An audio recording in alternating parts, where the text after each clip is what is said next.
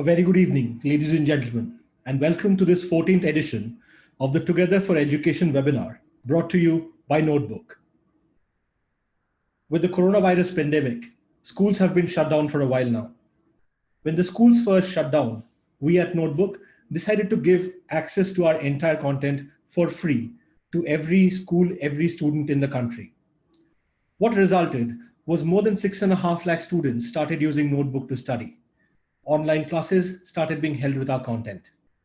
What also happened is we realized that schools had a lot of other issues which were non-scholastic that they were dealing with on a day-to-day basis. So we decided to set up this webinar to bring together leaders from various walks of life to discuss challenges that schools face today.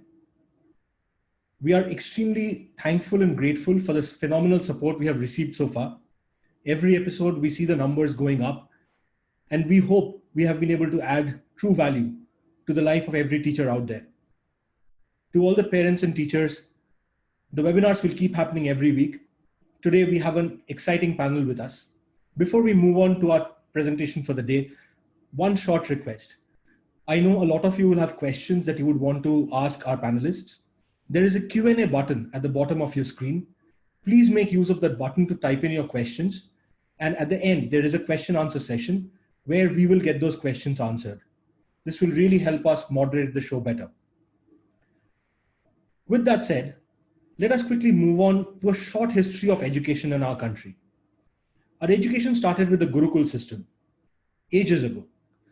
However, that education was primarily reserved for the princes, and therefore the elite in the society could get access to education.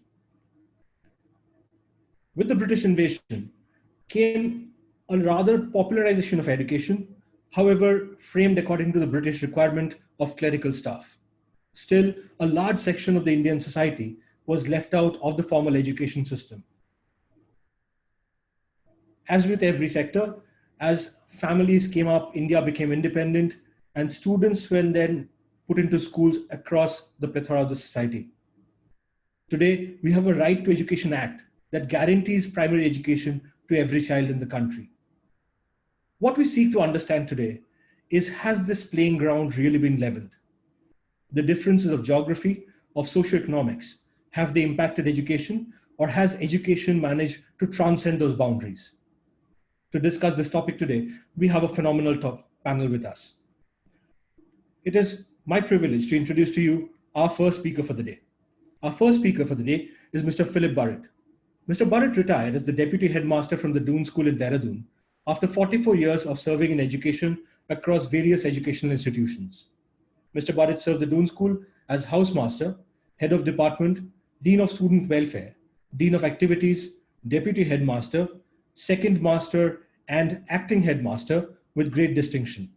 He also carried out a visioning exercise for the Doon School in the year 2011 through an in-depth study of a number of British public schools and various schools in the US. Mr. Burrett qualified as a leadership trainer at Wellington College, UK in the year 2000. He is also an athlete, an adventurer, and a naturalist. It is my privilege to introduce to you Mr. Burrett. Sir, if you're there. Thank you so much, Subayu. Can you hear me, Subayu? Am I with? Yes, sir. Thank you. So, Subayu, I want to just start with a couple of points before I get on to education in particular. So when I grew up, and as we grew up, we were all born to believe that men were born equal. But let's take a look at this. Yes, in the eyes of God, we may be equal, but yet some of us go scot-free, and because we have a team of fancy lawyers, while many innocents languish in their cells. Now, some of us are better in maths, while some of us are better in art, or we cook better. Just look around and see the difference in all the students in your class. Are we equal? And I remember reading and studying a book called To Kill a Mockingbird by Harper Lee, which was a text in our English classes. And, this opened my eyes to racial inequality and, racism. And, even now, look at the US after 250 years of freedom and what happened in the George Floyd case. They even had to change the meaning of the word racism in the Merriam-Webster dictionary thanks to a 22-year-old Drake University graduate who wrote to the dictionary. And the new meaning draws us away from the meaning of racism to mean prejudice, but rather a system of institutional power behind it. And this brings me to the key word, and that is privilege. You know, some of us are privileged and more privileged than others.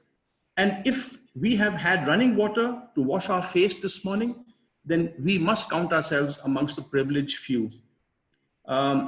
Today, if you're a member of the minority community, or you have a certain color of skin, or your hair is a certain type, or you're a woman, or you belong to the LGBT community, or have a certain faith, or a certain learning disability, will you be treated equally in a class or in a community? Let's take a look at the world of sports. Literally, a level playing field refers to a fair system that gives no undue advantage to anyone playing on it. But this is only in our amateur little school grounds where the fields are flat. The moment anyone takes a performance enhancing drug, it's not a flat playing field anymore.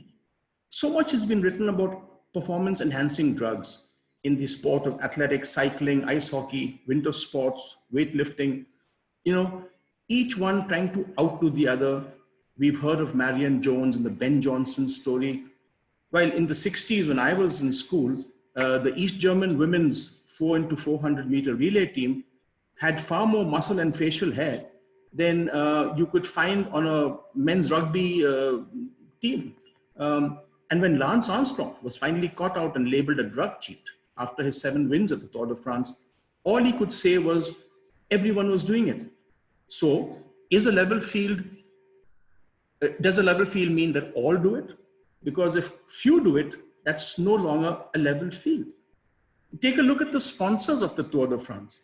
Most of them are chemical companies. There's INEOS, which is a chemical firm, Astana, petrochemicals, Bora is chemicals, Lotto is a chemical firm, Michelin Scott is a chemical firm. So chemicals and drugs are being sponsored, are sponsoring the biggest cycle race in the world. Obviously, it's not going to be a level playing field. Now, look at the COVID times. You know, we have 24 crore children struggling to learn from home. And things are not as rosy as they seem. We should not believe that all schools and all students are being treated and taught equally. They say that only 8% of our school-going students have access to internet. There is the connectivity issue. Now, how many of our students in rural areas have internet? There is a financial issue. You know, a girl in Tamil Nadu recently committed suicide because her father couldn't fix the TV that she was learning on. And she found and she believed that her friends were being, advantaged. So she took her life. And the urban kids of Gurugram are more likely to have an Apple, set each. Would this be the same in a rural family? There's also the language issue. So much of our digital world is English-based. We all hanker for the Oxford, Cambridge, Harvard education. But because we don't, Indians are not naturally English speakers, are we at a disadvantage? Are some people more disadvantaged than others? And this is where Notebook, that has taken up the teaching in the vernacular language of the state, is actually leveling the playing field. Now take travel and exposure. Many of our urban kids travel abroad on holidays to various corners of the world. Traveling and interacting is a form of education. Eating different cuisines, the geography and history of their travel, makes them, gives them an advantage over the poor who cannot. And this is again where Notebook and digital education, instead of taking these children out to Brazil and Italy and Japan, we can bring these countries back into the classroom because they are disadvantaged. Then take a look at the type of school. Do our children have the freedom to go to the school of their choice? How many Indian schools how many Indian kids go to private schools? So I was just looking at the fact that 4 lakh private schools only cater to 30% of our school-going population. That means almost 70% of our children are in government schools. Now, recently, the Chief Minister of our state said that all the children whose parents could not pay school fees should join government schools. And there was a huge pandemonium because nobody wants to go to these government schools, which means that there is no level playing field in our educational system. Take another one. Take a look at the environmental issues. Now, a rich kid in an urban area learns from a comfortable home, air conditioners, is pampered. Take a look at a rural setting. Would the learning atmosphere, the whole ambiance of where he's learning, would that be the same? Urban kids always have people watching their back, looking out for them. Their helicopter parents helping them to choose SAT and CLAT and GE classes and career education. How much of this is being taken care of in rural settings? The literary race, the literary levels here in India are still in favor of boys. 82% boys and 56% girls. Is that a level playing field? Take a look at the whole state-wise distribution of education. If Kerala can have 89% literacy and Bihar has 38, and that is again not a level playing field. Now, so much of information and facts that are given didactically by teachers are available on online sources. We know this. But education is much more than just knowledge and facts. We must learn to think, to analyze, to be creative, to make deductions, synthesize, practical work. We must seek and explore. Now, how much of this is happening in our rural schools? Learning happens through osmosis in social situations. Deconstructing knowledge in isolation is very different from doing it in a dynamic group process. So while rural kids can still learn online and get that information, is this real learning with the quality of teachers that these poor kids are exposed to? And lastly, there is the issue of the physical food, nutrition, hunger, health. Again, I think there's a huge discrepancy between the health and nutrition in our rural kids, in our semi-urban kids, to our kids who are more privileged and more fortunate.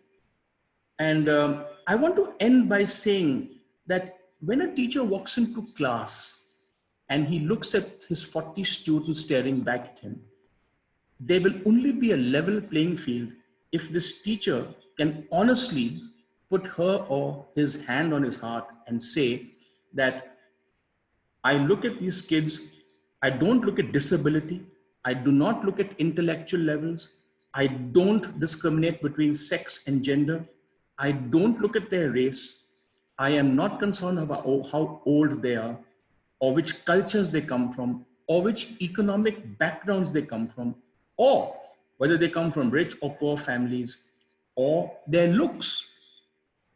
Now, if a teacher can put his hand on his heart and say, these kids are the same for me, and they are all one is as worthy as the other, then that for me is the level playing field. Thank you, Shibayu. Over to you.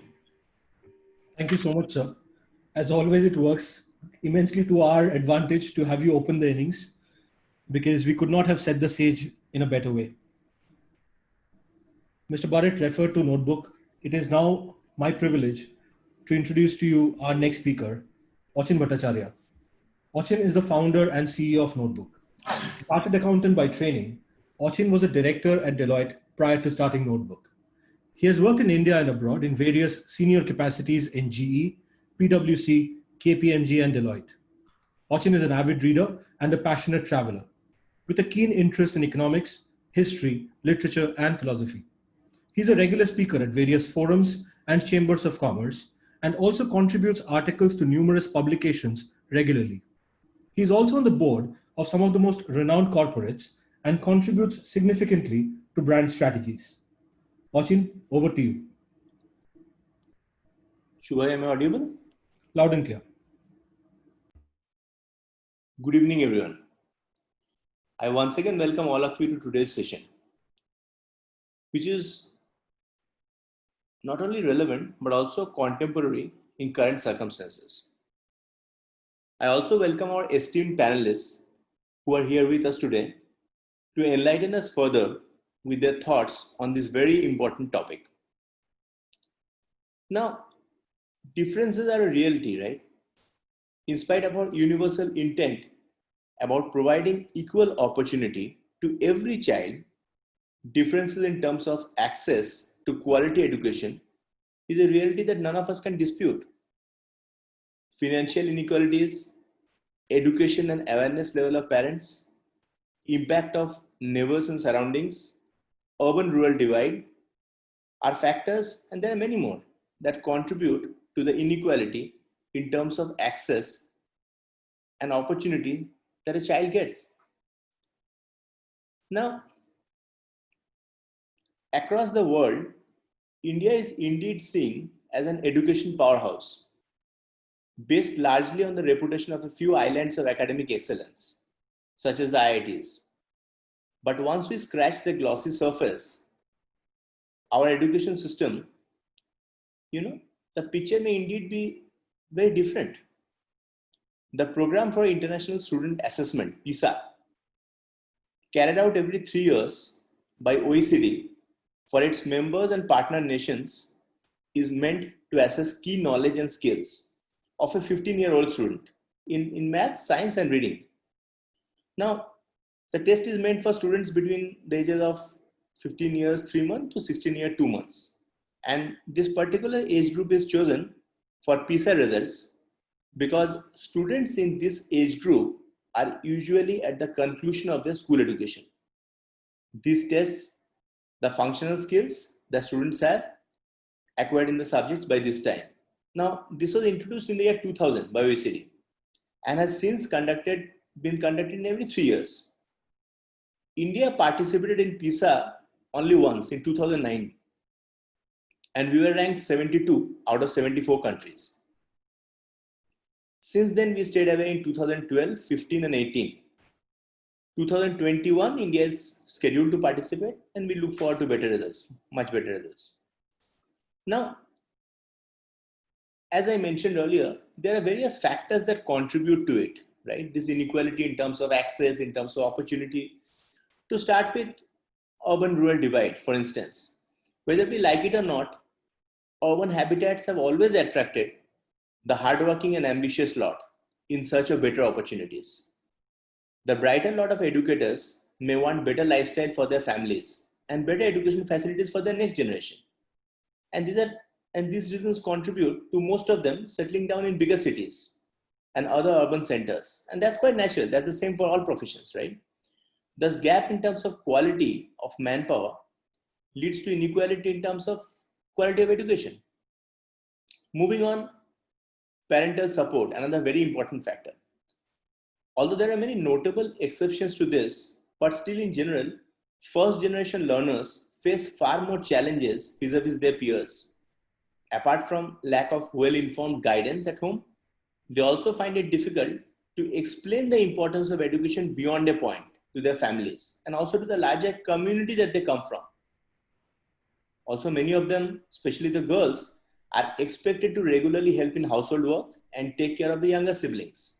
Similarly, boys are at times expected to help in their father's agricultural activities or other earning pursuits. Again, financial gap, another reality that we can't ignore. And we all know that money buys convenience and entitlement in terms of access. And getting the opportunity to receive quality education is no different. Although after a certain stage, in many cases, merit takes over. As far as nature of schooling goes, parents' financial status has an unquestionable and immediate impact. Now, internet has definitely brought the whole world much closer, right? And I believe that nothing has brought the world more closer than internet. Flow of information in today's world is democratic, seamless, and real time. Thus, any gap in terms of access to knowledge repository has considerably been bridged by internet. Further mass penetration of smartphones in India and affordable data prices, which are the cheapest in the world, have ensured access and utilization of all information in public domain. Thus today, for anyone who has the hunger for knowledge and willingness to learn, getting access to information is not a very big challenge. So this brings me to the next phase. So then why the inequality? If internet has brought the whole world closer, getting access is not a challenge, but still there are many challenges that we live with, right? To start with, however, the question here is that especially for school students, it's not just getting access to any content. It has to be relevant and appropriate as well.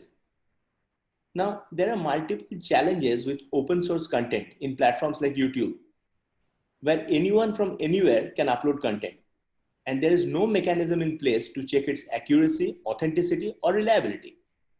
Now, for instance, if we take a topic like Shakespeare's Julius Caesar, it is taught across various levels in school, college and university. There are students who are studying the same in class 10, whereas there are some who are studying it for their masters.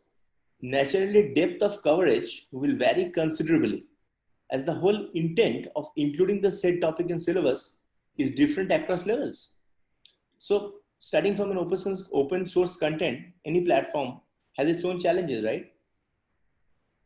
Also, attention span is a problem, as content needs to be very crisp and relevant.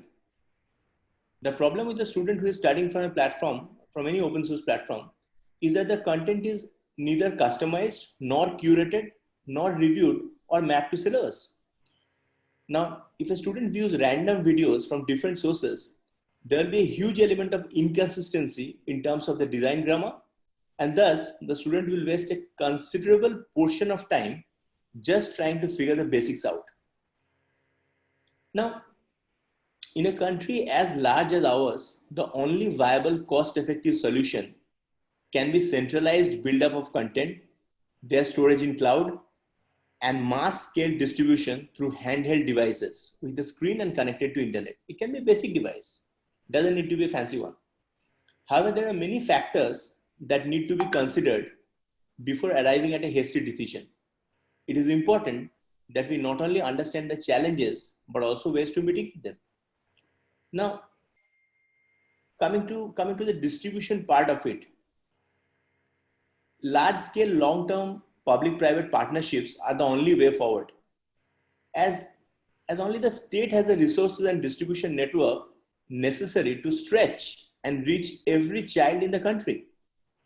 However, private edtech players like us also have a major role and responsibility to come in terms of thought leadership, creativity, cutting-edge technology, and entrepreneurial spirit, which will be necessary to actually make the project successful. Now, coming to the next part, which Mr. Bharat also referred to, I think very important part, the language part. Language, and I'll add to that the sensibility as well. We need to ensure that the content is built in a language and sensibility which will be able to strike a chord with the audience. The need of the hour is engaging bilingual content, built with an objective of being able to establish a connect with the audience. See, I firmly believe that English is a language. So the objective is the student needs to understand, right? So if you are teaching any particular subject, so be it science, maths, etc., if the content is bilingual, if there's an involvement of mother tongue, naturally the student will be far more comfortable. So digital content, actually vernacular digital content is need of the hour, and it has to reach the last man on the ground. Sensibility and language also differ across states, and thus the localization part of the content needs to be done very judiciously, so as to ensure that students are able to relate to it with a certain degree of familiarity, which will also ease understanding. Now, another very important aspect, I believe, is teachers, right? It is very important to take them into confidence and to work closely with them. Because I believe that no system in the world can replace a teacher. Any kind of effort towards centralization will fail miserably unless it is accompanied by adequate support from the educators on the ground. Thus, it will be very important to take them into confidence and ensure alignment of vision so as to actually optimize the learning outcome. Now, thus, adequate effort and investment must be made towards teachers' training so as to ensure that the digital content is optimally used by them as an aid to teaching. Thus, we should aim at a hybrid model of teaching, wherein centralized digital content will ensure uniformity with regard to quality, and teacher will help with engaging discussions on the topic. As I told you, the role of a teacher is irreplaceable, right? And because no machine can ever replace the human mind, a student needs motivation, guidance, and encouragement, which only a teacher can give.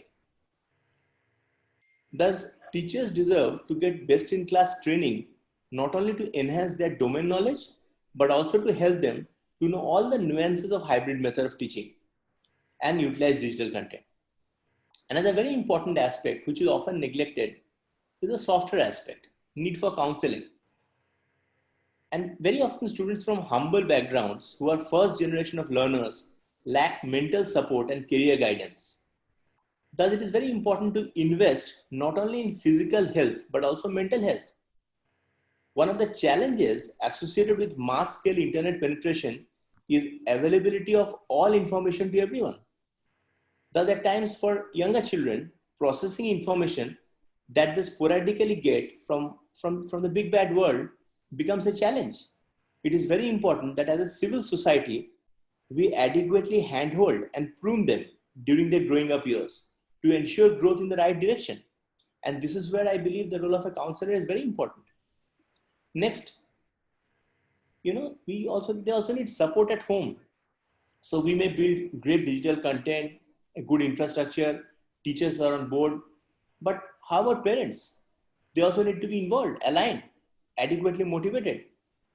Thus, any effort towards ensuring inclusive education will not be successful unless there is support at home. Thus, it is very important that parents are on board and are in sync with the overall objective. Thus, across the nation, schools have to ensure more regular parent-teacher interaction. And I'm talking of all schools, not the few statistical outliers. Also, if online education needs to be really useful and serve its real purpose, students need to be given home access to the content so as to be able to study at their convenience. Now, very often, like we were recently, all of us, I'm sure, witnessed this problem during lockdown. Many households, parents are also working from home. So if the child wants to study and use the father's or mother's laptop, at times, sharing of device is also an issue. Now, if we extend this problem, extrapolate this, and look at the bigger chunk of the population, many households may have one smartphone. And thus, unless parents are convinced about the benefits of digital learning, the child may not get adequate access to the same. Another very important aspect is that system needs to be interactive. Digital content cannot be a one-way dump. Students do not only expect an e-library from an online platform.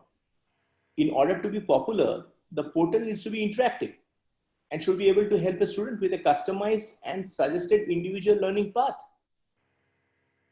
Similar to what a teacher does.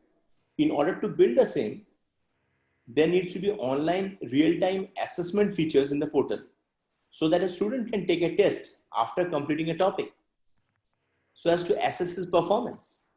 Post that, the system can suggest a customized learning path based on previous assessments. Now, another very important aspect is getting on the ground feedback. It is not enough to just implement a system. Continuous endeavor for improvement in quality is important. For this, it is important to get on the ground feedback. Thus, anonymous baseline, midline, and endline surveys are important to understand the real impact of the work and also to identify areas of improvement. These feedback surveys with sufficiently large sample size needs to be done with the involvement of students, teachers, and parents. Now, we discussed about the challenges, we discussed about the need for building mass scale digital content and the distribution part of it. Now, coming to the way forward, In the words of the father of the nation, Mahatma Gandhi, no culture can live if it attempts to be exclusive. Thus, it is important to work towards making the education system more inclusive and try and provide a level playing field to one and all. With this, I once again thank all of you for giving me a patient hearing. We have a very experienced and diverse panel today, and I really look forward to hear more from them on this topic. I'll be happy to take any questions during the question answer session. Over to you, Shubhayu. Thank you so much, Achin. Thank you for sharing those views. I'm sure whatever you have said left our audience with a fairly good impression of the thought process and the philosophy that went into the making of Notebook. It is now my job to give you a quick demo of what Notebook Portal looks like and how we have tried to embody those values that Achin has just spoken about. I hope all of you can see my screen. This is the Notebook interface. As I said, we are completely free for every student and every school to use right now. This is simple sign on. This is a common username and password for everybody that we have even put on the page right here. What I will do is focus on the vernacular aided content that Achin referred to. A student of UP board has a peculiar problem. The UP board caters to a massive size of students. 33 lakh students write the class 10 exam every year. These students start with their English lessons in class 5. By class 8, they reach nursery rhymes. In class 11, however, they have to deal with Shakespeare, which is quite a steep learning curve. And a lot of these students have always learned in their mother tongue, that is Hindi, from the beginning. We then tackle the challenge of teaching somebody English when English is as alien to them as maybe Esperanto. The way we did that is every topic gets a vernacular synopsis to begin with. The entire story is narrated in Hindi before we get into the lesson. नमस्ते बच्चों, notebook में एक बार फिर से आपका स्वागत है। आज हम बल्ब के आविष्कारक थॉमस एडिसन के विभिन्न प्रयोगों से संबंधित पाठ the inventor who kept his promise का हिंदी में संक्षिप्त अध्ययन करेंगे। थॉमस अल्वा एडिसन बचपन से ही अद्भुत थे। उनके अंदर कभी न पूरी होने वाली जिज्ञासा थी, जिसने अंततः उन्हें महान वैज्ञानिक बनाया। एडिसन बचपन से ही प्रयोगधर्मी थे। उनमें प्रश्न पूछने और उसका सही उत्तर जानने की ललक थी। एक बार उन्होंने अपनी शिक्षिका से The video that you're watching right now is completely in Hindi. The entire story is narrated. The platform that you're looking at runs on a cloud-based on-demand streaming service. What this means is whichever part of the country you're in, you have the same access as any other part.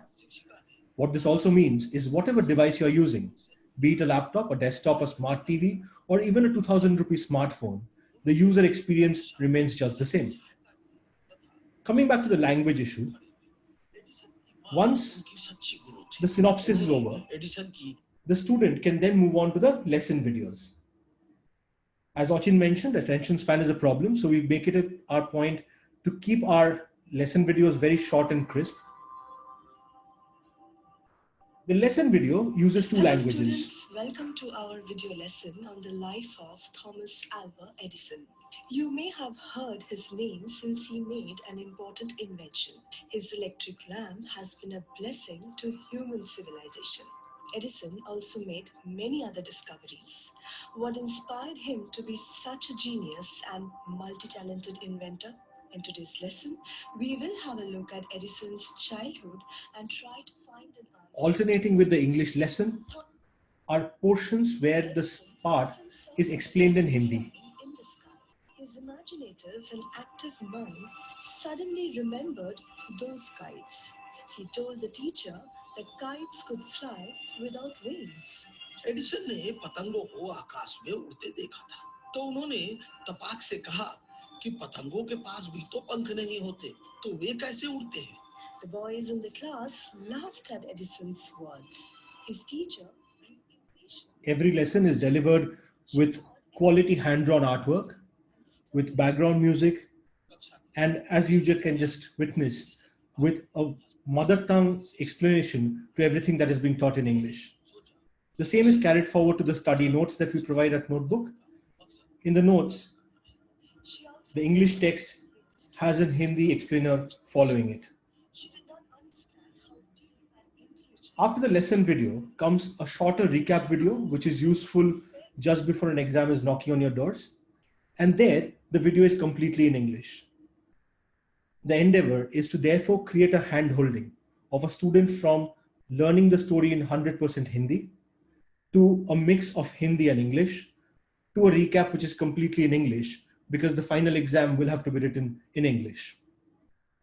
I hope with this, you have a fair idea of how we have tried to approach these various problems that perhaps leave us with an unleveled playing field when it comes to education. With that, we will also go back to our presentation, as I'm sure you're all eagerly awaiting to hear from the panel that we have today. It is my privilege now to introduce the panelists to you one by one. As I invite them, each panelist would make some opening remarks. And once they're done with the opening remarks, we will come back around the table and discuss today's topic. The first speaker that we have today is Sandeep Talwar. Sandeep Talwar is the Chief Marketing Officer of the Akshay Patra Foundation, the world's largest school meal program run by an NGO, feeding over 1.8 million children every day in 53 locations and 13 states in India. Akshay Patra has received the Gold Shield Award for sixth time in a row for the prestigious Institute of Chartered Accountants, ICAI of India, for excellence in financial reporting. It's in the Hall of Fame of ICAI. Harvard Business School has done a case study on Akshay Patra. The MIT has featured it in its technology review. Akshay Patra has been covered by Forbes magazine, National Geographic, Discovery Channel, CNN, BBC, and various other global media outlets. It has also been certified as a great place to work by the GPW Institute of India in the category of small and mid-sized organizations. Mr. Talwar is a dual postgraduate in management from Duke and IIM Ahmedabad and certified black belt in quality management with over 26 years of work experience in the areas of marketing and communications with leading corporates, especially in the telecom sector. Before joining Akshay Patra as CMO, he was associated as National Business Head of Mobility Operations with Aircel, driving the mobile banking operations nationally. Prior to that, he has essayed senior leadership roles with brands like Bharti Airtel, Motorola, Escotel, which is Idea now, and SR, which we know as Vodafone now, across the country and also in Africa. He is also awarded with an international accreditation from BID Spain for developing the first antivirus application. He is a vivid professional trainer too, and has talked on various subjects in prestigious schools like IIM, IIPM, and IMT over the years. His search for existential purpose in life made him quit a lucrative corporate career and join the Akshay Patra Foundation, a not-for-profit organization with a vision that no child in India shall be deprived of education because of hunger. The Akshay Patra's mission is to feed 5 million children daily by 2025. It has been rated as one of the top 100 NGOs in the world, ranking 23rd by the Global Journal of Geneva, and recently in February 2019, our Honorable Prime Minister, Mr. Narendra Modi, served the 3 billionth meal served by the foundation. It is indeed our privilege to have Mr. Talwar with us today. Sir, if I may invite you for your opening remarks. Thanks for the intro and compliments to the team of Notebook, to Mr. Roy and to Arjun. It's a brilliant application. My son also has been learning from Notebook, and I can see the change over the last about 2 weeks since he's been operating the Notebook and learning from that. I think once again, brilliant concept. And not only, I think my son, million more would get impacted. As I learned, 6.5 lakh students are already learning. And I'm sure this number is just a starting phase. And India has millions of children who go to the school, and today all of us need to have this kind of an applications and software where we can have an access to the learning, right? So thanks for giving me the opportunity. I'll go back to my presentation where we want to talk about what's happening on the ground. I can't match what Achin, you have the quality of presentation, amazing, no doubts, and your thoughts. Mr. Burrett, thank you for setting up the tone. We believe that all the children deserve a better future, and we as the parents, as the seniors, as the elder brothers or sister, owe to them. That's what we believe in, and I think as Achin said, um, the India as a country has two reflections right now. Right, on one hand, we are the world's fastest growing economy. On the other end, we have 8.4 crore children who are out of school today. India ranks 131 out of the global GHI, Global Health Index, which is far lower than even a country like Pakistan for us. Our literacy ratios are just at 75%, and we have a largest population. As Mr. Burrett said, close to 200 million children go to the government school every day, and that's a fact. With 75% of the schools in India are largely government-owned schools, which means they are owned by the government of India or by the state government. And out of that, only 65% or the total population of the children go to these government schools, right? So the right to the education, right to the free food had been defined long back, and it's a policy draft which was issued way back in the year 2002. The good thing is that the gross enrollment ratio from 25.8% in 2017-18 has been rising up about a percentile one up year on year. And these are good indications when it comes to the literacy rate of a country. Now let's look at another statistics and analysis on our education. As I said, 74-75% of our people are educated. Our population is around 1.3. 33 crore population in India is literate, and 13 crore of them are children. But then on the other end, 10.3% of the girls aged 11 to 14 are out of school. And the increment in the girl child is moving up from the 2006 to now 2018 by 4.1%. So that's quite a gap when it comes to the education of a girl child versus the male.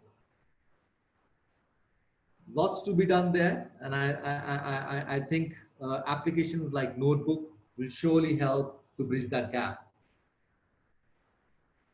So let's consider the next point, and I think that's one of the most important thing is hunger. 3,000 children in India die every day because of hunger. 14.9% of our population is undernourished. Now, these are alarming facts. But on the other end, if you look at 1/3 of the food gets wasted or get lost in the preparation. Now, this is something which we all need to work around.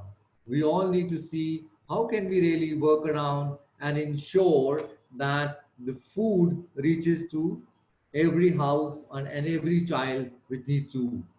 Because if we have a nourished body, then only we can have healthy minds. I'm sure all of us agree to that.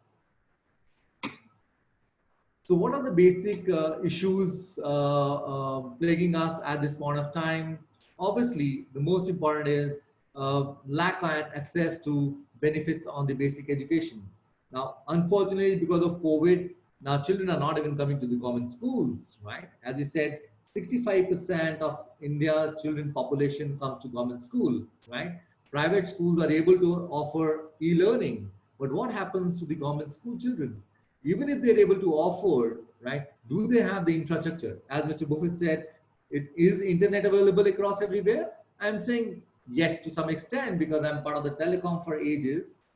But then, do they have the monies to buy laptops or those fancy mobile phones? Answer is no. And I'm talking about my own housemate. and I live in Bangalore.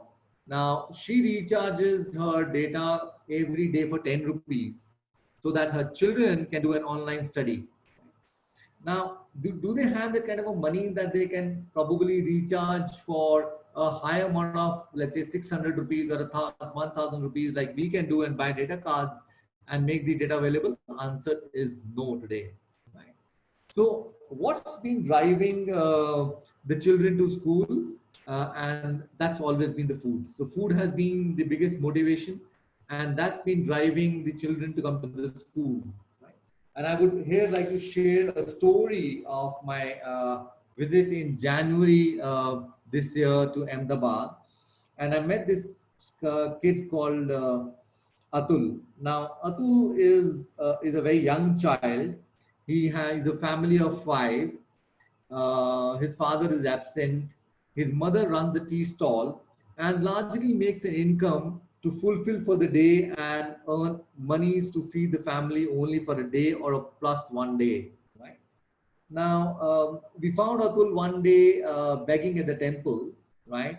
And then that's the point of time we asked him, "Now, why are you begging over here?" Right? So he says, "I just came." The students that I just came today, right? So we said, why don't you come to the school and we will provide what you need, right? But unfortunately, he never turned up. So then I met another kid, and his name is Deepak. So I told Deepak is one of the bright childs in this government school. So I told Deepak the name of the school is CPS Gujarati Medium School in Ahmedabad. So I told the friend, I said, buddy Deepak, why don't you go and meet this child? I'm sure he's begging around there. So we'll go together. The next day, I did not go in touch with base with him, but Deepak went and spoke to Atul. And he told, why don't you come to the school and you get a free meal and you can also carry food as much as you want at home. His eyes opened up. He says, I'm not so bright. मुझे शर्म आती है school आते हुए. No, I feel shy coming to school. He told, buddy, I was the similar kind, but now in the last 2 years, things have changed. Look at my health, it has improved. Look at my way of speaking, it has improved, right? Why don't you also come and join the school? There is no fees, food is free, and obviously you get educated. If you become educated, then obviously your mother doesn't have to run a tea stall and so on and so forth. Now, my friends over here, food is essential. Food is a must. And today, as I said, 3,000 children die every day because of hunger. Right? So we need to ensure the essential is available in the school. Obviously, literacy, education is the need, which we need to ensure it comes through the food to them. Right? And that is where Akshay Patra intervenes.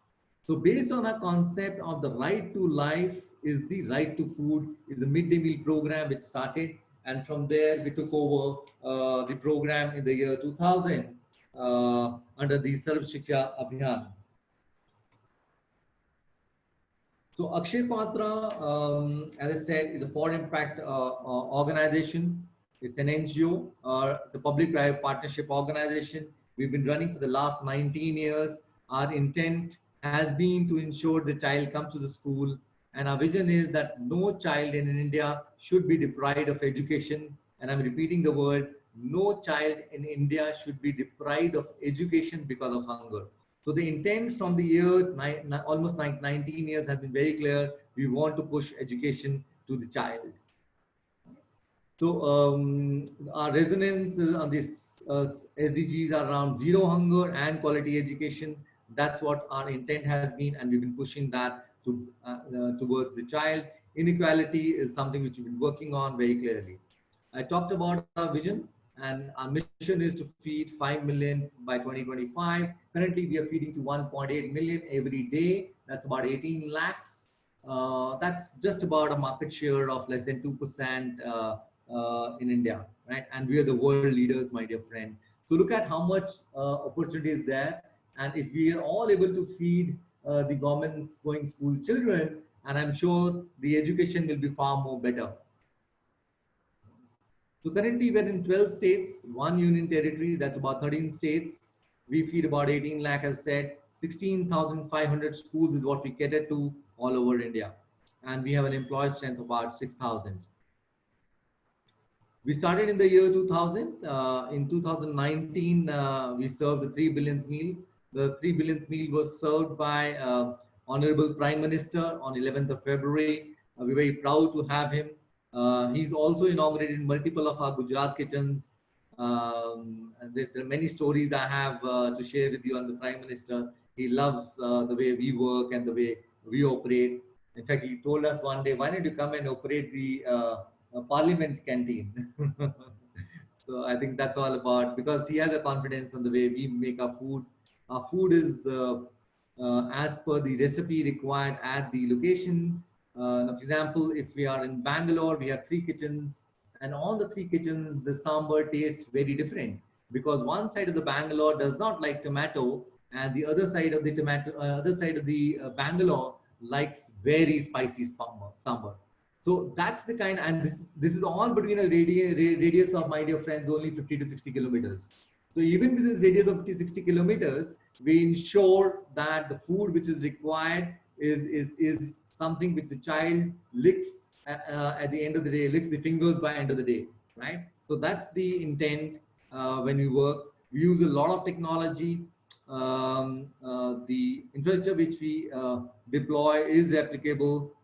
We've been supporting many other NGOs to set up such kitchens and cooperate to set up the kitchens, because there is no copyright on hunger. We want hunger to be eradicated. We want Akshay Patra to shut down by 2030. Right? So there are many other there are third-party impact assessments which have been done, and it really talks about how the midday meal has really impacted the education and the life. For example, while you can read over here on the Excel sheet, the slides, how the health parameters have gone up. But one of the biggest factors when it comes to education, we have seen the scores of the children when it comes to pre-lunch and post-lunch, right? The pre-lunch scores of the child in the exams are much better after the lunch, because we understand when they have the meal, right, the sugar levels go up in the body, because most of the children do not have the breakfast when they come to the schools. So the absorption part or the learning drops drastically. And I'm sure over here, my friends would agree, if you have a child who comes to the breakfast or doesn't have the breakfast, you may probably fall. And I have seen many of them during my childhood times, during the morning prayers, we could see some children falling early morning, right? Because they would have come empty stomach. Right? So these are the clear correlations and assessments which have come. We've seen that the children have scored much better. There are children where we feed versus the locations where we're not feeding. These scores are much better in terms of their academics, right? So that talks about a correlation of how much a nutritious meal makes an impact on the education. I've shared with one story with you like this. There are many more stories. Let's talk about Bhanupriya from Bangalore. She says the meals are warm and fresh and the food is nutritious. When all of us sit together to have the meal, a sense of harmony and oneness is developed. So another factor which comes in, which I think we talked about in the past speaker, is inequality. Right? That's what makes the difference. When you have the food together, then there is no religion. Food is the religion there when it comes to enjoying the plate together. Right? So if there are multiple challenges today, and when I move to the schools and they keep facing, one obviously is the lack of monetary funding, which they continue to face it. We meet out those schools, we speak to them, and there are some inabilities which most of the principals share. They talked about the funds. Obviously, one biggest factor is the teacher. Today, if you look at the ratio, there are only 1.5 teachers to one school. Now, the range starts from a class of age 6 to age 14. Now, how do you expect a class 6 child or a class age 6 child to an age 12 sitting in one class? But that's happening in our government schools. That needs to be solved today. Right? So I think technology can play a far more bigger role. we need to enable technology for them. We need to enable the technology at the school so that children together can learn over there. Some of the time admissions are beyond the class strength. We have a school in Vrindavan for last, I think maybe 12, 14 years. Till date, every day the food goes to the place where, and it's a tree. The teacher comes, teaches the children under the tree, and we deliver the food which is right under the tree. It's been 14 years, my dear friends, right? So it's been challenging for the government schools, both for the principals, teachers, and all compliments to them with the way they will deal with the kids and make them much brighter. And I would like to end over here with a small video, if I'm allowed, followed by a small quote. So this is about how we operate as Akshay Patra.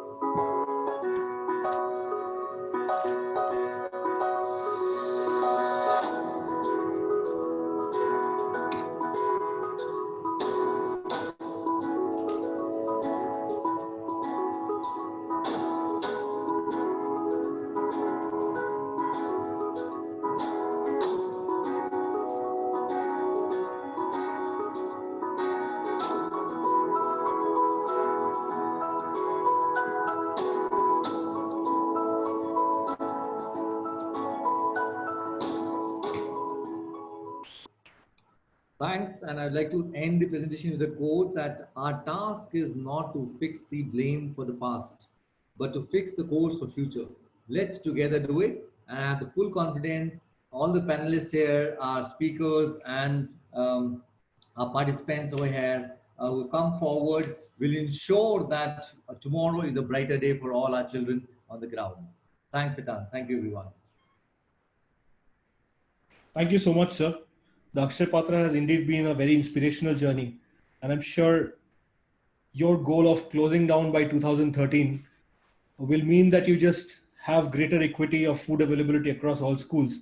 But I'm sure the organization will continue to do some great work then onwards as well. Thank you. Thank you so much. Thanks, Mr. Roy. It is now time to introduce our next panelist, Dr. Ranjan Roy. Dr. Ranjan Roy is an MA in economics, a B.Ed, and a PhD in economics. He has a vast experience of over 20 years in education. He started as a PGT in economics and has been a housemaster, hostel in charge, and vice principal. He has worked in Chaman Vatika Residential Public School, Ambala, as vice principal for over 6 years before taking over as principal of the same school. He had taken over as principal of Dayavati Modi Academy, Varanasi in the year 2008. Dr. Roy is the president of the Varanasi Sahodaya School Complex, forum of CBSE school principals since the last 8 years. He had been school managing committee member of few reputed schools, including DPS, Sunbeam English School, Imperial Public School, and Jeevandeep Public School, Varanasi. He had been felicitated by Rotary Club Varanasi and Avantika, a group of artists and intellectuals in New Delhi. Dr. Roy has been associated with the ICSC New Delhi as convener, inspector of schools, and as assistant examiner for ISC. He has been on the affiliation inspection team of CBSE, Center Superintendent of JEE Mains, NEET UGC NET, and CTET, and also member of Flying Squad for CBSE. Dr. Roy also received appreciation letter in the year 2014 from CBSE and for 2 consecutive years in 2014 and 2015 from Ministry of HRD, Government of India. 2 years ago, Sri Anurag Tripathi, Secretary CBSE, had conferred the Mahamana Pandit Madan Mohan Malviya Samman to Dr. Roy in the presence of Dean, Faculty of Education, BHU, for his contribution in the field of school education. He is also the empaneled resource person for training program of Center of Excellence, CBSE, Prayagraj. Dr. Roy is a dynamic person, always eager to learn and innovate, and is also the city coordinator of Varanasi Center of CTET, CBSE. It is our privilege to have Dr. Roy with us today. Sir, if I may. Good evening. Thank you, Mr. Suvayu, for for my introduction. I wish all the viewers and all the panelists, they are safe and healthy. So someone has rightly said that I speak not for myself, but for those without voice, those who have fought for their rights, their right to live in peace, their right to be treated, their right to be treated with dignity, their right to have equal opportunity, their right to be educated. So all the speakers before me, they have spoken about all these aspects of leveling the ground, leveling the playing field, but lot of discrimination is prevailing, that also they have mentioned. So the kind of discrimination which is prevailing in our country, right from religious discrimination, caste and untouchability, gender inequality, all these are prevailing. Although we know that equality is a human right, equality is an ideal uniformity in treatment of status by those in a position to affect either. In simple words, real meaning of equality is that nobody should be discriminated on the basis of color, caste, religion, gender, etc. No one should feel inferior in front of others, whether the person is rich or poor, black or white, boy or a girl. Everyone has equal right before the law, but that thing is not actually happening.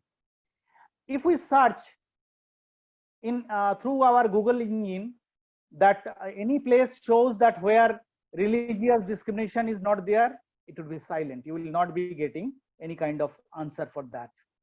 So still now in India, in our country, in different places, caste and untouchability is prevailing. Gender equality is very much prevalent.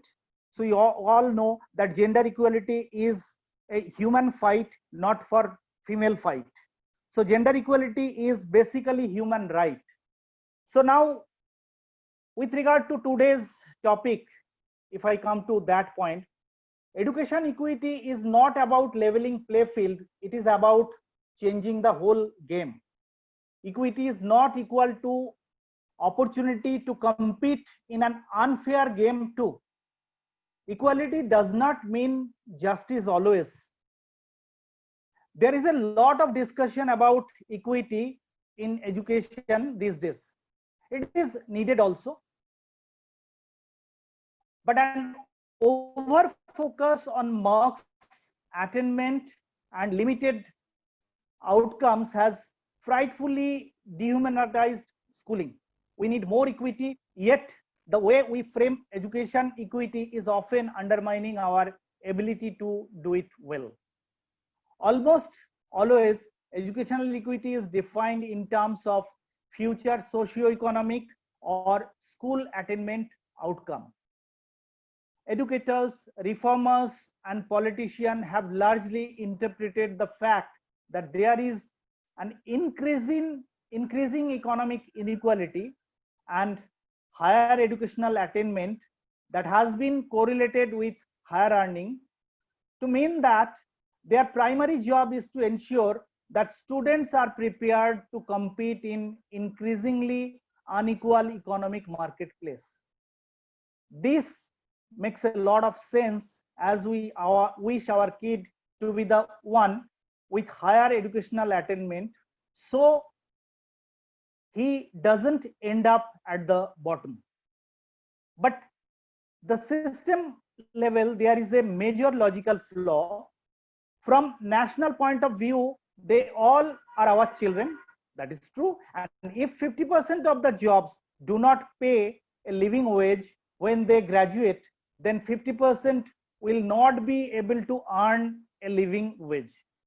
If we maintain an economically unequal society this way, then many people won't earn enough to support themselves and their family, regardless how much skill or grit they do have.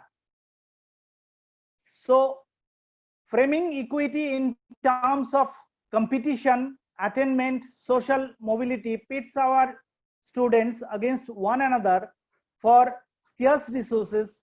If there are some who race to the top, it's to the detriment of those who stay at the bottom. When we frame the purpose of schooling mobility and education equity in terms of competition, schooling does become a highly refined sorting mechanism, but it does not solve issues of inequality. Equality is a human right that we all know, but that does not mean justice. Schools do not create socio-economic equality. Our socio-economic policies do. When we organize schooling for children to compete with an unequal economic system, it obscures and undermines the true role of schooling could play in promoting social equity, ensuring all children can effectively and actively participate in democracy. It is through political equality that economic inequality is most likely to be addressed in a democracy. Politics chooses the rules that will govern it, then widespread participation in making the rules is the key to ensure they are fair to everyone. This is the power of democracy, ensuring more people to take part in determining the rules. Increasing economic inequality results in political inequality. Schooling could be one of the most effective way to interrupt the cycle. But only school is organized for human development and democracy, but not for competition. So all the students need to get the opportunity to express themselves in order to internalize content and practice. So this way, our teachers have the power to facilitate growth, to create opportunities for equal education. Hearing all the voices should be the major thrust in teaching, regardless of one's academic discipline. Teachers should purposely structure the interactive activities so students have the opportunities to talk on their own. It is likewise essential to be aware that creating an equitable playing field is directly related to distribution of teaching mode and questioning strategies. But to do this, the teacher must relinquish some power by being a teacher, not a tailor. The teacher must empower students. Instructions needed to be there to help the voiceless by monitoring power distribution in the classroom. Teachers need to relinquish a bit of their authority to create an operation-free learning environment in which varied voices of all the students, regardless of any discrimination, can be heard. The classroom is not an ordinary public forum. It is restricted environment. This is not to say that it should be restrictive environment. Rather, it should be a responsible one. The essence of this ground rule to establish an atmosphere of mutual respect so that proper teaching learning takes place. If students feel that they are comfortable enough, safe enough to participate, that their participation is welcomed and valued better, then communication will be enhanced.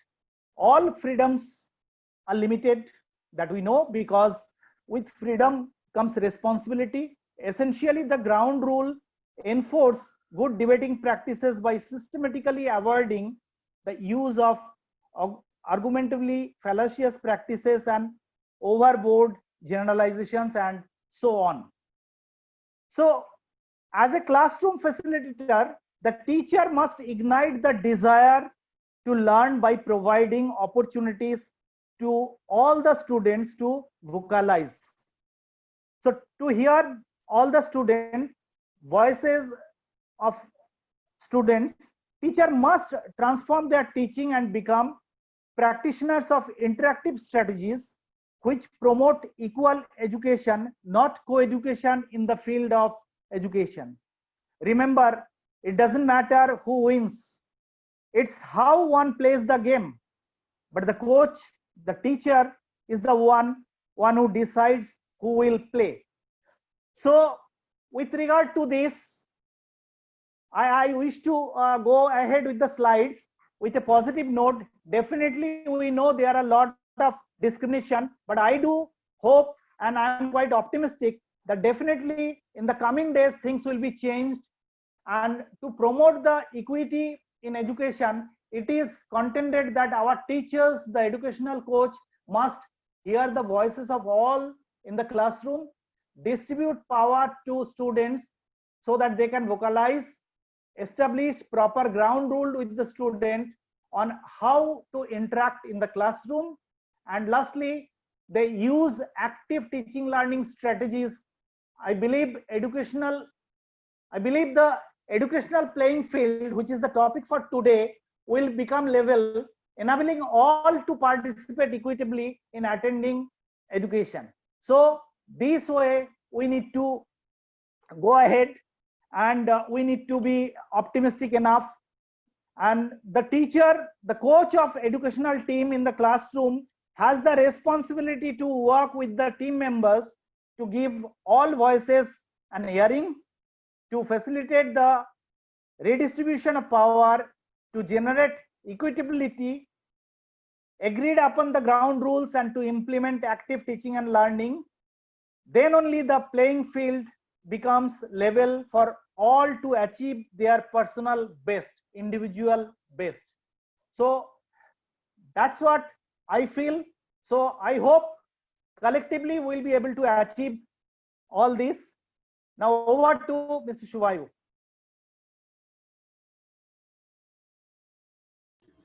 Thank you so much, sir. Thank you for sharing those thoughts. And we share your optimism in believing that we will soon see a sea change in the way the equitability of education is in this country. It is now my privilege to introduce you all to the next speaker. The next speaker is Mr. Deepak Singhi. Mr. Singhi has been working in the field of school education for the last 20 years. As an educator, Mr. Singhi is driven by the vision of imparting experiential and deep-rooted learning to his students. He carries out hands-on experiments and activities himself and motivates his teachers to do so in all the classes and institutions where he's worked. He believes that learning by doing is the most effective way to cater to all kinds of learners. With the intent of reaching out to a larger audience and to contribute to a bigger picture, Mr. Singhi assumed the role of school principal at the age of 28 with Ebenezer Senior Secondary School in Dewas, Madhya Pradesh. In his tenure, Mr. Singhi established the school as an institution of excellence. Mr. Singhi then worked with the Ramakrishna Mission Senior Secondary School in Indore, Madhya Pradesh, with the same mission of reaching out to each and every child. He then partnered with the Aishar Good Earth Foundation and has been serving the institution Aishar School Parwanu in Himachal Pradesh since 2009. Under his leadership, the school has won many recognitions and awards, including Fortune 50 Future Schools, Best 500 Schools of the Country by Brainfeed, Best Innovative School of Himachal Pradesh by MindMingle, Microsoft School, Innovation in Academics by Education World Magazine. He himself has been hailed with the following awards: Innovative Educator Award 2010 by CMS Lucknow at the 4th Education Leadership Conference, Lifetime Achievement Award by YS Group of Institutions Barnala, Future 50 Leaders Award by Fortune 50, and a National Builder Award by the Rotary Club. Mr. Singhi's articles on leadership and education have been featured in Mentor Magazine and Times of India. He also writes his blog evolutionthroughlearning.wordpress.com regularly. It is our privilege to have Mr. Singhi with us today. Sir, over to you. Thank you, Shubhayu. I think my video is off. So you can switch it on if you want to. It says that you cannot start your video because the host has stopped it. But nevertheless, I would rather focus on what I want to share with the audience. Okay, thank you. Yeah, thank you, Shubhayu. It was so enlightening to listen to all the co-panelists. They are so distinguished people, Dr. Roy, Mr. Burrett, Mr. Bhattacharya, and Mr. Talwar. And to together, I think we have explored so many facets of leveling the playing field. I have my bit to offer on this because I firmly believe there are two very important factors that would really contribute towards leveling the playing field. We are referring to education because I strongly believe that education is going to be one major factor is going to level all the differences. But I have tried to categorize various factors under two categories: external factors as well as internal factors. These two factors together contribute towards leveling the playing field. Under external factors, I have tried to showcase the facts and figures, including literacy, which I think Sandeep had already spoken about. Literacy is there, then enrollment ratio. We have talked about digital status of the country, because without digital education, we do not comprehend imparting of education nowadays. So there are interesting facts and figures about that as well. Internal factors, I would like to really focus on intrinsic motivation, because I really feel that there are things which are beyond our control, and there are things which are in our control. So better take the responsibility of things which are in your control. So we'll talk about that under internal factors. Can we have the slide, please? So the source of our data comes from the Ministry of HRD. Though it's a little old data, but I could find only this 2015-6 as the latest report from MHRD. Next slide, please. See, this is very interesting. We can take pride in the fact that India has become the youngest nation across the world. Around, in fact, more than 65% of the population fall in the 15 to 30 years of ages, which means that this quantum of people need attention from the schools and colleges. Isn't this a number? And unless and until we cater to the needs of these categories, I think we cannot have a level playing field by any means. Next slide, please. Looking at the literacy rates, we can take respite from the fact that the last census shows an improvement of 25% in the male literacy rates. We have got 62.31% male literacy as opposed to 53.22 in 2001. And the female literacy has also improved, which has gone up to 58.75 from 49.65. It's very good. But if we really look at it on a standalone basis, you would find that there is a gap of almost 40 to 50%. That means almost 40 to 50% people are still not literate. That's something to really think about if you are really kind of serious about leveling the playing field. Next slide, please. Again, I have gone a little deeper age-wise and region-wise and looked into the literacy improvements, because the last figure was from 2011 census. I took this from 2014. So in a span of 3 years, what we could see was there was a slight improvement, but still the figure remains there. And I mean, in the bracket of 30 to 35%, people still are not literate, which is something, because 30 to 35% of population in Indian context means a very huge number. So we are into serious business. Moving on, please. Well, let us talk about a little bit of quality stuff. We all believe that class 10th and class 12th examinations are one of the benchmarking benchmarks of learning outcomes. And here what we see is around 70% of students manage to pass the examinations. But again, it is this 30% people who are not even passing secondary and senior secondary exams. And let me tell you, being an teacher and in the mainstream schooling, that these are not very tough examination. So we are actually not only suffering quantitatively, we are also suffering qualitatively. 30% of the children are not able to pass class 10th and class 12th examinations. Again, something to think about. Moving on, please. Again, I think Mr. Bhattacharya talked about gross enrollment rate. You see here, 25.4% of males and 23.5% of females, they get enrolled in higher education. So the girls, especially doing well in secondary and senior secondary examinations, basically when they go to colleges and the higher education system, they are falling apart. It's a serious thing, because inclusive education is a dream of this country. Unless and until the girls are involved, you cannot have a level playing field. So this is a disturbing factor, that the enrollment GER of the girls really need to increase. Moving on, please. This is something again very interesting and something to think about. From 1951-52 to what we have 2015-16, the last data, we have the government spending around 4% of its budget, rather 4% of GDP towards education. And when we compare this to the developed countries and the countries which are really doing well in education, like Finland, you will find this GDP around in the ranges of 5 to 10%. So something again, on a very macro level, something which really needs attention. Moving on, please. As I talked about the digital reality, we really need to see these figures.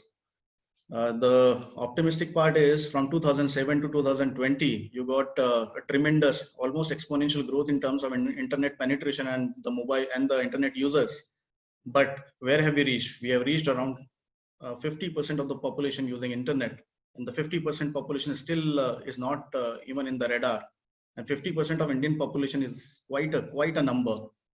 So these numbers indicate that we have been progressing, but the progress is not sufficient. It's not adequate enough, because we are talking about a level playing field. Unless and until these disparities are bridged, we will have systemic problems. Moving on, please. Last but not the least, this remains my favorite area, because it talks about control and responsibilities. I strongly believe that in spite of the systemic reforms, which obviously needs time to get improvised, you can take control of your learning. And spending around 25 years in this field as a teacher and a principal, sometimes it saddens me to realize that the passion for learning really is a challenge, and something which is missed out from the Indian society. You showed a very important clipping in the beginning where you showed the transition from Gurukul system to the modern education system, and you had this British system in the mid. And the Gurukul system, it was so experiential and so inclusive kind of education system, and even the kings or an ordinary person would stay under the same guru, and would really have passion for learning. And this is something which we really need to think about as teachers and people who are directly or indirectly related to education, that can't we make every moment of our life full of learning? The mind can really remain open. Lockdown, no lockdown, school, no school, the learning never stops. So this is one thing which really would make in my vision of things really empower people if they can open their minds, and the society from every nook and corner can motivate the learners, not only children. I mean, even the elders, even the mid ages, everyone opens their mind and are willing to learn. Because I have read somewhere such a beautiful quotation: it takes an entire village to raise a child. So true. So true. And this gives the control in your hands, rather than waiting for the government or the administration or someone else to fix the things around you.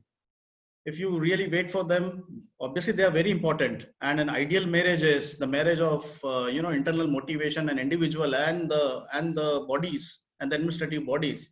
But even without waiting for them, you can drive the learning, and and you can really evolve yourself. So that is already given in your hands. That empowerment is there, free for available. So this is what I wanted to share with the audience. Hopefully we all have been able to transact in such a way that they have found their times valuable. Thank you so much. Thank you so much, sir, for sharing those thoughts and your words with us.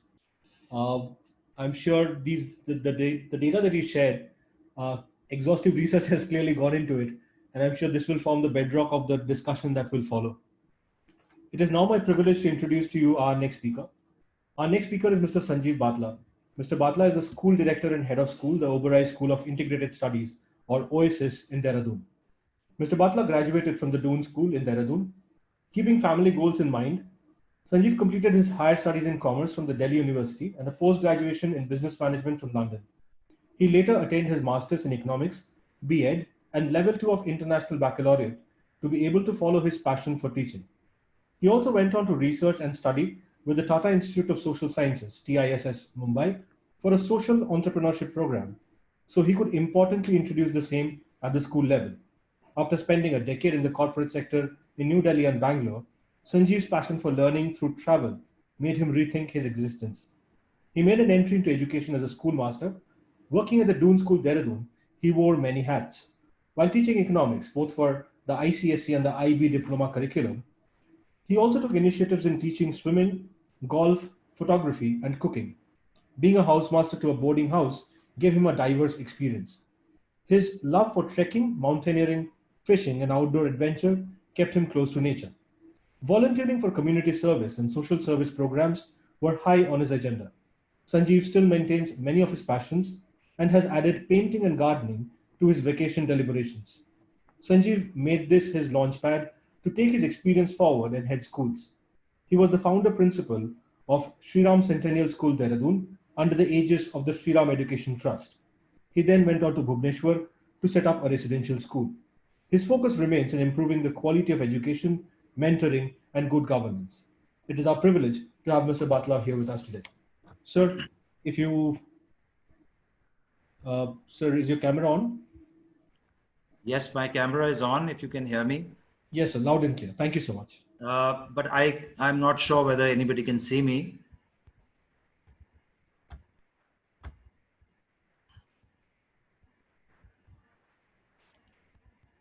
For some reason, your camera is not showing up, so just give me one Okay, second. can you switch it on and off, maybe? Because Yeah, it was closed from your side.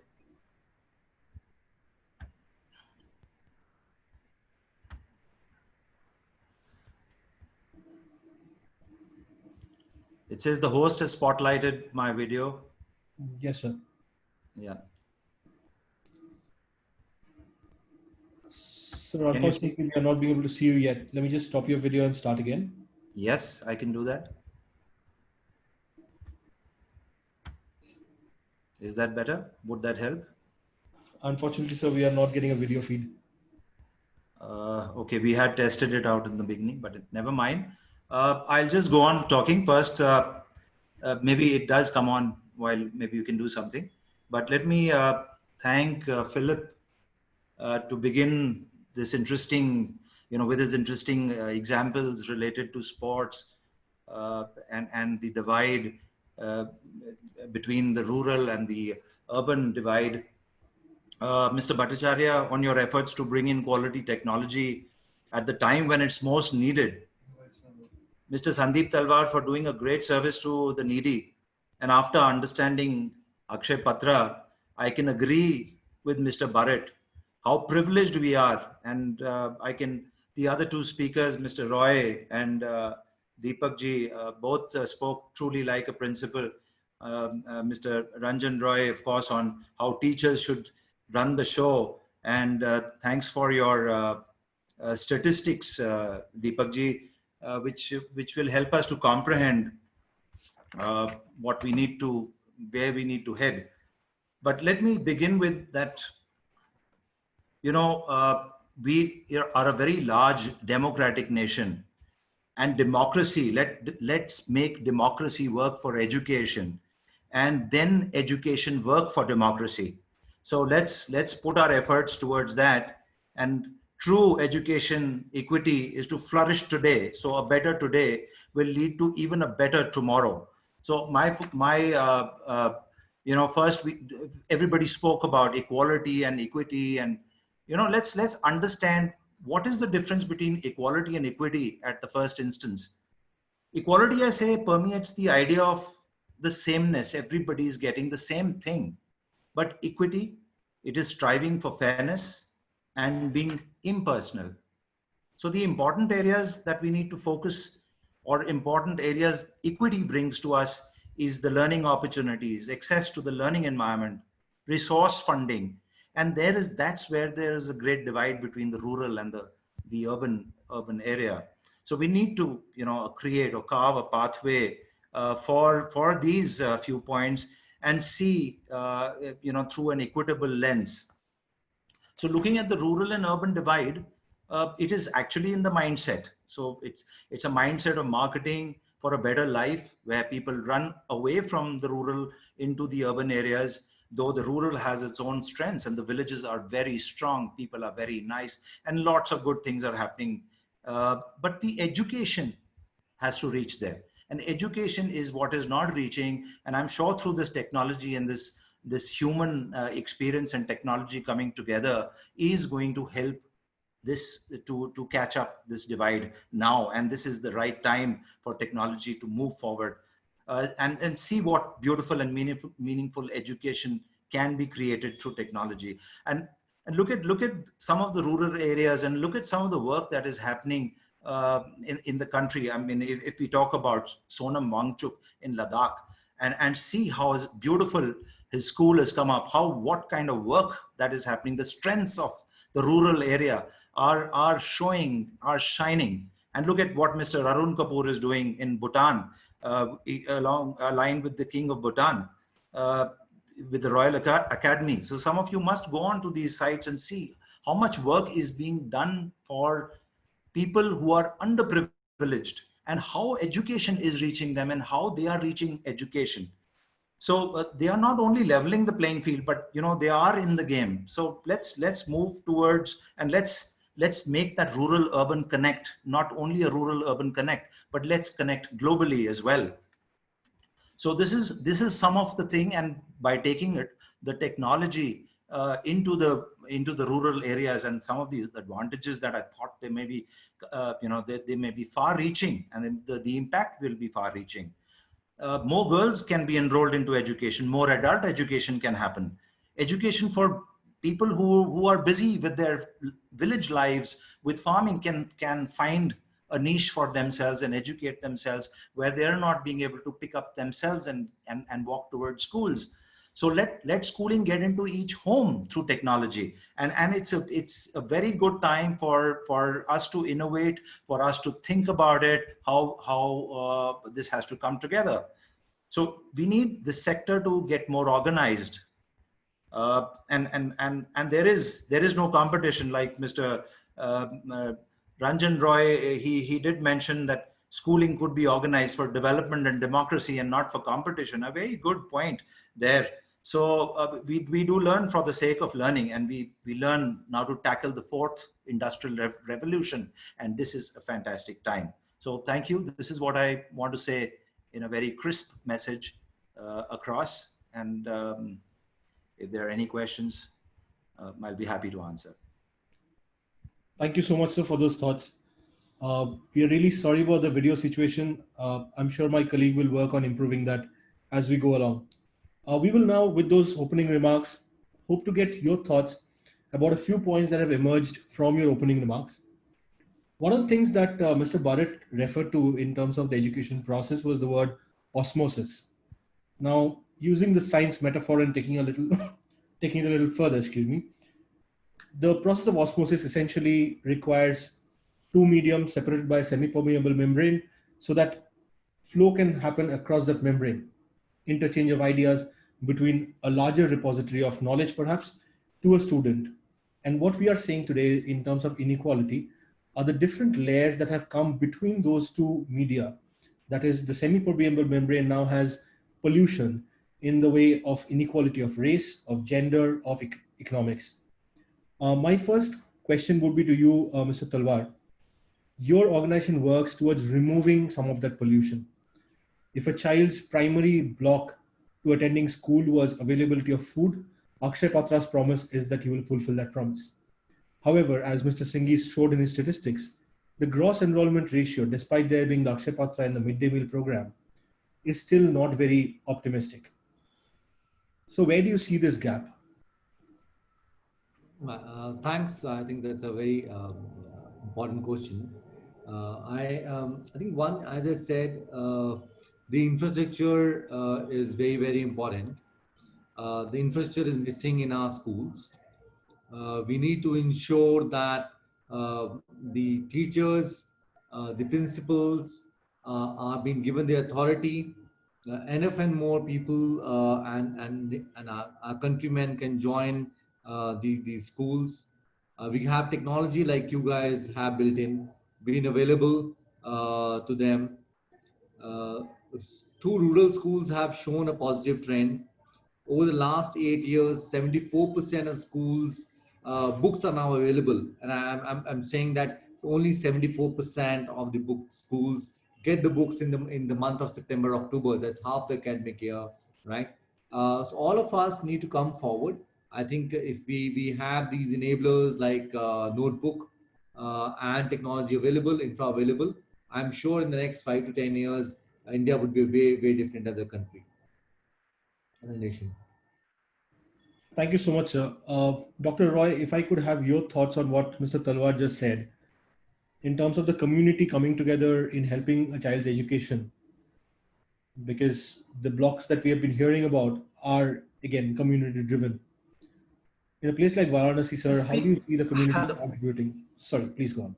See, in our location in Varanasi, all kind of schools are there, whether it is a state board school or it is ICSC or CBSE school.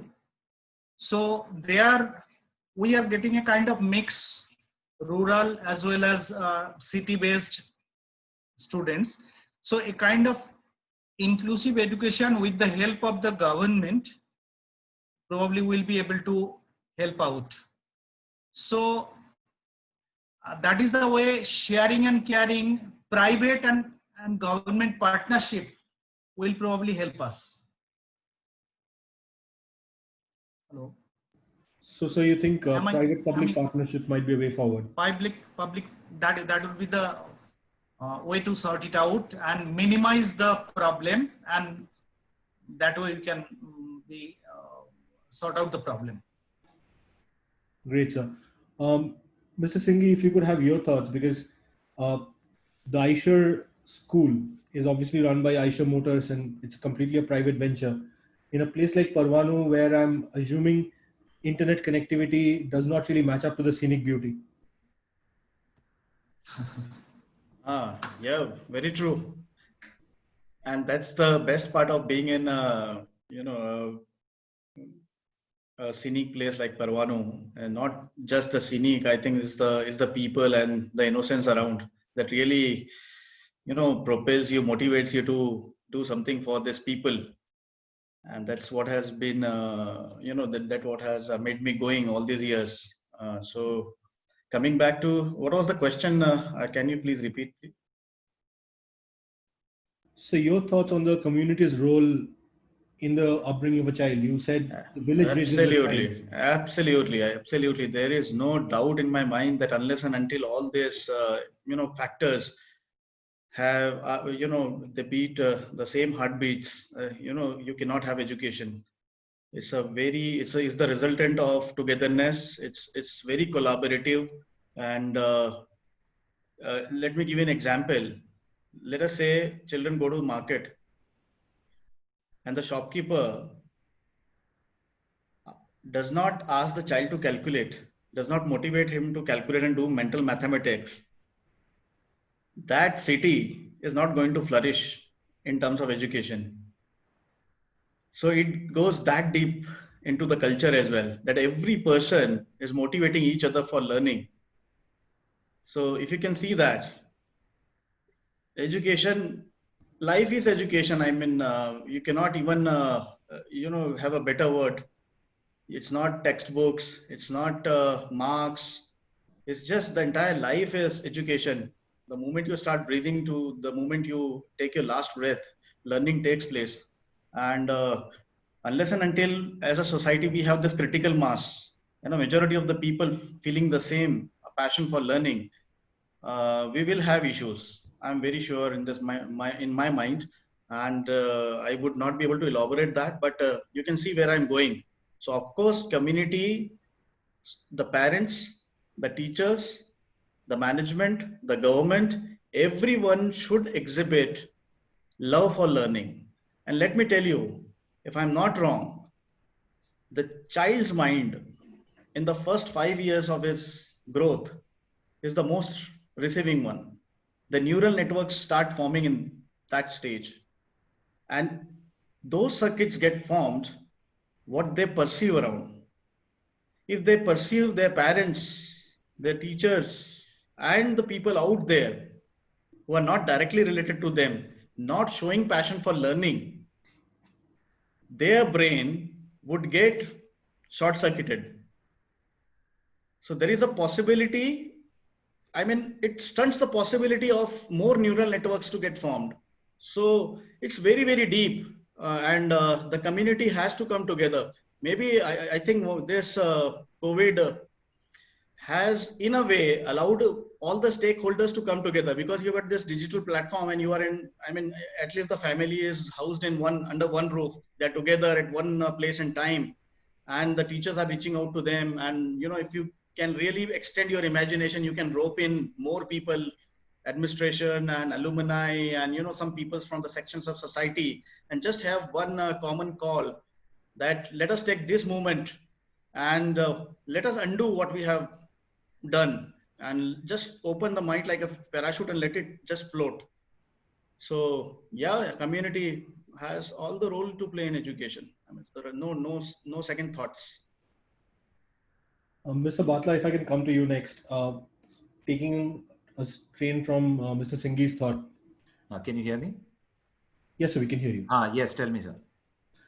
So we are talking about community and the role that it plays in the correct upbringing in ensuring equality.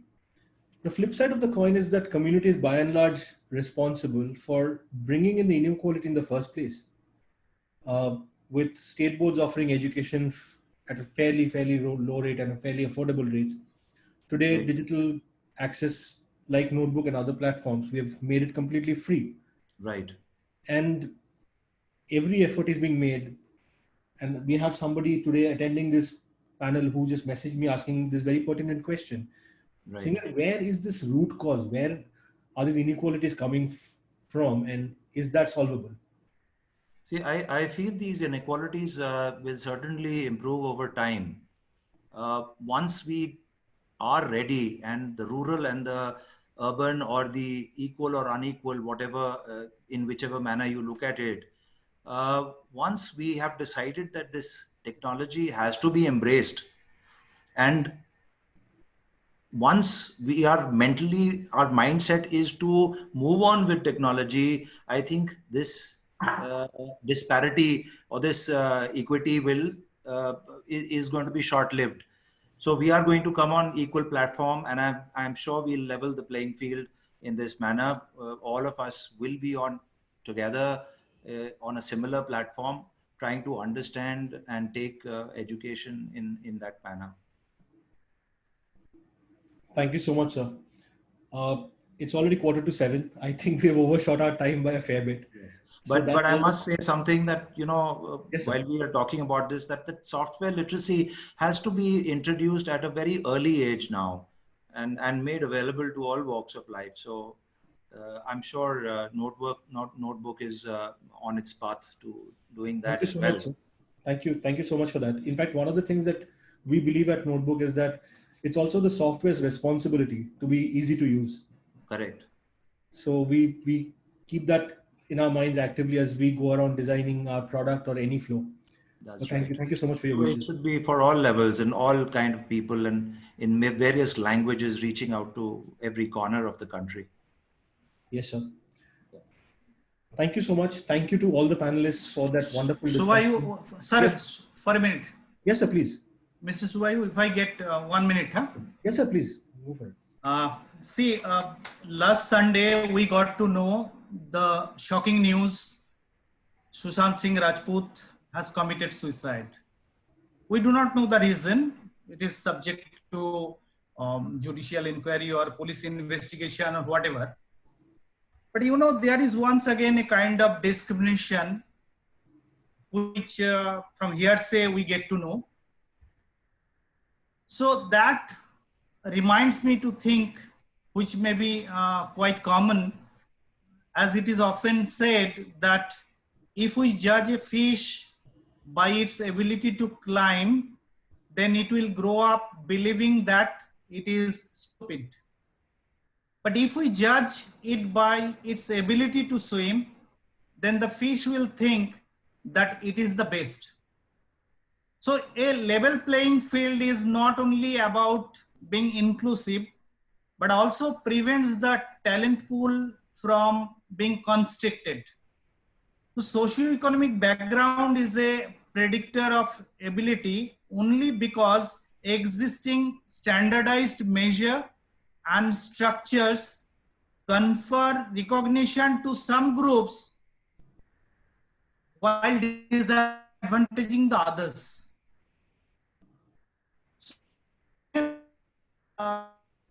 To review the different measures taken and structures and works together an education system that considers the child holistically and as an individual who is unique. To promote that, standardization of admission tests in colleges and universities throughout the country is required. We need to connect between skill required for admission and those required for employment. There is a disconnect between these two, and fair treatment to be given to the private institution by the government.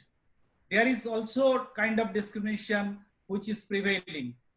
So probably we'll be able to sort out problem to some extent, and we will be able to level the playing field if those things are taken care of.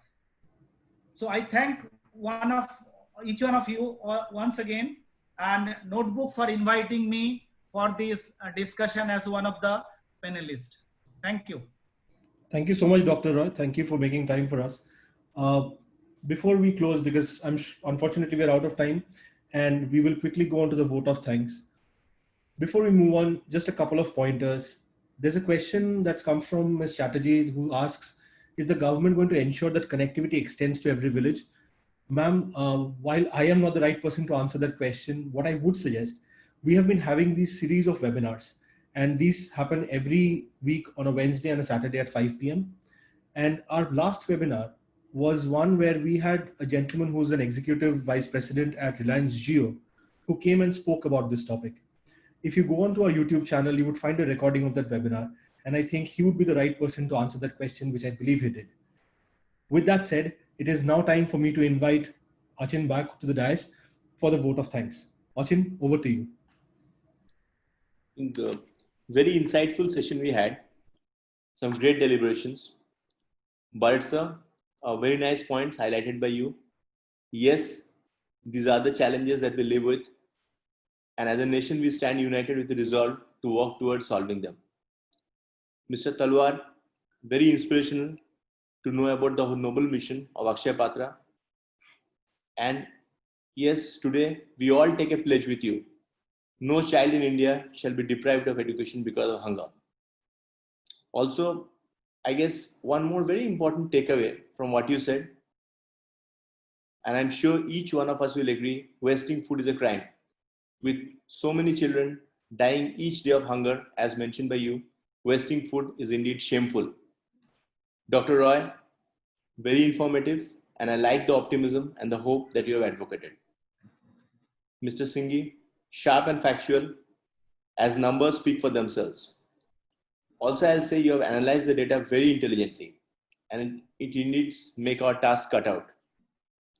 Mr. Batla, I like your deliberation, every aspect of it, and very aptly put, let schooling get into every home through technology.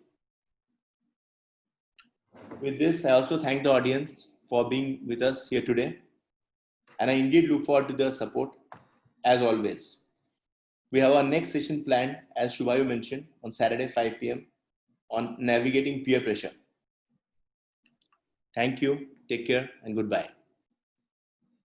Thank you. Thanks, everyone. Thank you. Thank you. Thank you so much.